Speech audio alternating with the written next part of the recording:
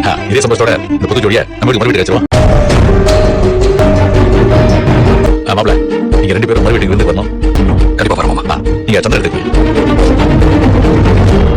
காவியா, குங்குமம் வச்சுக்கோமா. வணக்கம் நண்பர்களே, நம்ம ஈரமான ரோஜாவில் இன்னைக்கு காவியாவோட அப்பா அம்மா வந்து மறு வீட்டுக்கு வந்து அழைக்கிறாங்க.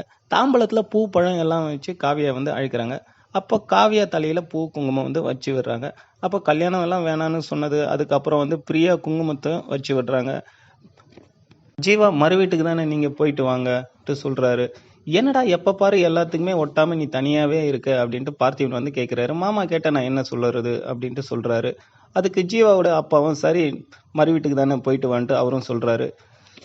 பார்வதி நல்ல நேரம் முடிவுக்குள்ளே வந்து விளக்கு வந்து ஏற்றுங்கன்ட்டு சொல்கிறாங்க. காவியா பிரியா தானே மூத்தவங்க, அவங்கள ஏற்ற சொல்லுங்கன்ட்டு சொல்கிறாங்க. அதுக்கு பிரியா, நீ தான் இந்த வீட்டுக்கு வந்து மூத்த மருமக, நீ தான் வந்து விளக்கு ஏற்றணும், வா நான் சொல்லித்தரேன்ட்டு வந்து பிரியா வந்து சொல்கிறாங்க. காவியாவும் போயிட்டு வந்து விளக்கு ஏற்றுறாங்க. ஜீவாவும் பார்வதியும் இதெல்லாம் பேசுகிறத பார்த்து ரொம்பவே ஃபீல் பண்ணுறாங்க.